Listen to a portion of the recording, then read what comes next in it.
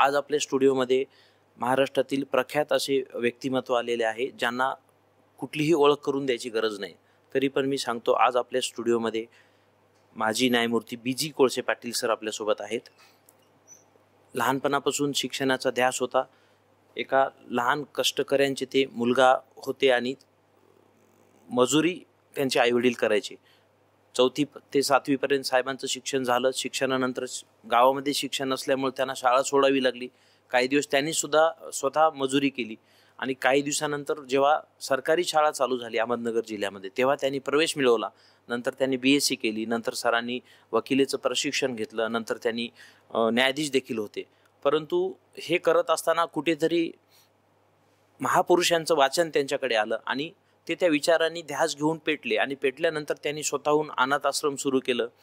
फुले शाहू आंबेडकर विचारधारा त्यांना कळाली. त्यानंतर त्यांनी लोकप्रशासन पार्टीची स्थापना देखील केली. PB सावंत सरांसोबत देखील सरांचं काम आहे. 2014 पासून त्यांनी काम केलेलं आहे. असं व्यक्तिमत्व आपल्याला त्यांच्याकडून भरपूर काही जाणायचं आहे.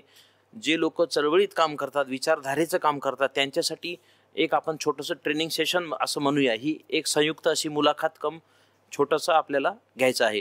तर मी आपल्या सगळ्यांतर्फे साहेबांचं स्टुडिओमध्ये स्वागत करतो. सर नमस्कार. नमस्कार. जय जिजाऊ. जय जिजाऊ. सर आपण जय भीम, जय शिवराय.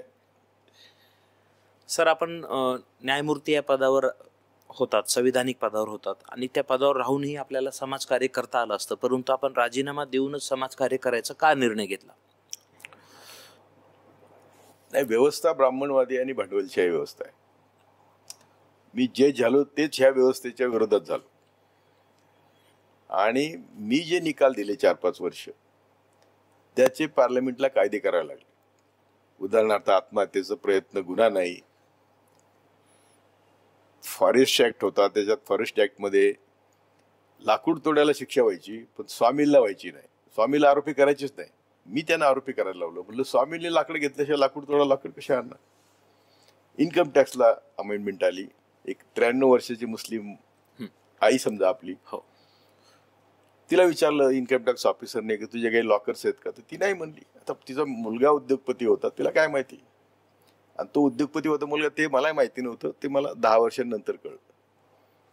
तर तिला 6 महिने शिक्षा झाली खोटं बोलली म्हणून. 6 महिने या 93 वर्षाच्या आईला तुम्ही कुठे ठेवणार. आणि मग मी मुद्दा काढला की शपथ द्यायची असते ती किंवा स्टेटमेंट घ्यायचं, शपथेवर घ्यायचं असतं, तर शपथेवर कसं घेणार. म्हणून त्यांनी घेतलेलं होतं, कायदाच नव्हता. मी म्हटलं की तुम्ही तिला नाही शिक्षा करू शकत. वर्ड टू वर्ड झाला. ती म्हणते मी बोलले नाही, तू म्हणतो बोलला. तर ते कायद्याला अमेंडमेंट आली की statement has to be given on oath. असे नंतर मुख्यमंत्र्याचा अर्बन लँड सिलिंगचा कोटा काढला. शरद पवार होते. ते त्या पॉवरचं ते एवढे मिसयूज करायचे की गरिबांना घर देण्याऐवजी मोठ्या मोठ्यांना 5 स्टार 7 स्टार हॉटेल्स, तर ते हिरानंदानीला दिले होते अनेकदा. तर ते मी तो कोटा काढून टाकला.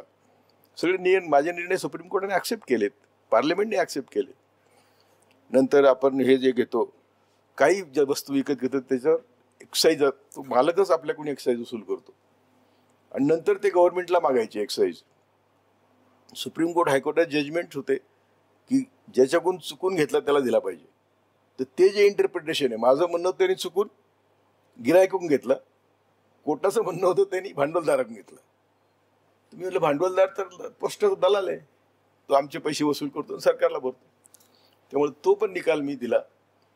त्याचा राजीव गांधीने कायदा केला. रात्री 2 वाजता मी त्यांना भेटलो.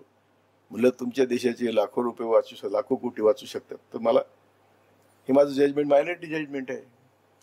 त्यांनी ताबडतोब शंकरराव चव्हाण होम मिनिस्टर होते, हे सॉरी अर्थमंत्री होते, त्यांना फोन केला. 2 वाजता अर्थमंत्र्याला फोन करायचे फक्त प्राईम मिनिस्टरच करू शकतो. आणि मग ते म्हणजे की न्यायमूर्तीचा मुद्दा बरोबर आहे. तर अशा तऱ्हेने मी कोर्टात बसूनही फाईटच करत होतो. आणि जेव्हा यांनी रामायण महाभारत दाखवायला सुरुवात केली तेव्हा मी सिटिंग जज होतो. मी म्हटलं की वर्णव्यवस्था येऊ घातलेली, या वर्णव्यवस्थेविरुद्ध आम्हाला फुले शाहू आंबेडकर, छत्रपती शिवाजी महाराजांचा वारसा घेऊन लढलं पाहिजे. मग त्या लढाईत मी उतरलो. म्हणून मी राजीनामा दिला. माझी तशी पत्रकार परिषद आहे, जानेवारी 90च्या पहिल्या आठवड्यातले तुम्ही पेपर बघा. तर मी मग राजीनामा दिला आणि मी तेव्हापासून तर आजपर्यंत माझी कमिटमेंट सोडली नाही. पण मी 1976 साली मिलिंद लॉ कॉलेज होतं औरंगाबादला, तिथं मी भाषण केलं होतं की आमच्या सगळ्या दुःखाचं मूळ ब्राह्मणवाद आहे, RSS आहे. त्यावेळेस मी 32 वर्षाचा होतो, तरी मी ते भाषण केलं आणि ते मी आजपर्यंत पाळलेलं आहे की माझी खरं अजून आज माझी मनापासून माझी धारणा आहे आणि मी ते कोणाच्याही बरोबर चर्चेला तयार आहे की आमचं सगळं भारताचं नुकसान फक्त ब्राह्मणवादाने केलं.